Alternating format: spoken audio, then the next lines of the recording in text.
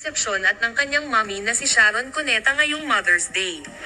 Sa Instagram, masayang ipinakita ng megastar ang ilang sweet family moments kabilang na ang ilang larawan nila ni Casey, habang nagse-celebrate ng espesyal na okasyon kasama ang pamilya. Makikita rin sa mga litrato ang mister niyang si Kiko Pangilinan at anak nilang si Miguel na game na nakisalo sa masayang bonding. Marami ang kinilig at natuwa sa simpleng family reunion ng mag-ina dahil kitang-kita raw ang sweetness at pagiging close nilang muli matapos mapabalitang may tampuhan.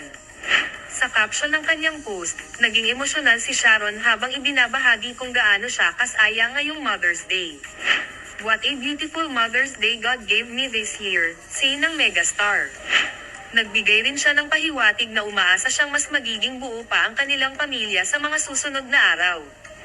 "In just a little more time, I have faith that He will make us complete. Praise you, Lord Jesus. Forever grateful," dagdag pa niya.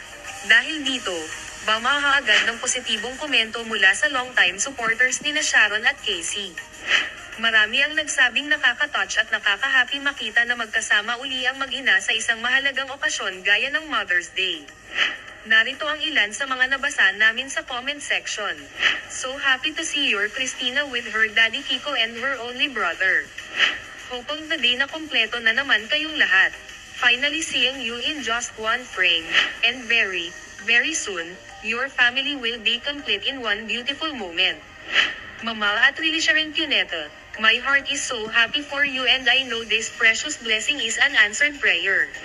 Soon, magiging kumpleto na at buong buo na. Exactly as you've been praying for.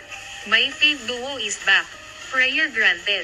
Matatanda ang huli silang nagbonding noong April 2025 nang ipagdiwang ni Casey ang kanyang 40th birthday sa Amanpulo, kung saan espesyal pang lumipad si Sharon para makasama ang anak sa naturang okasyon.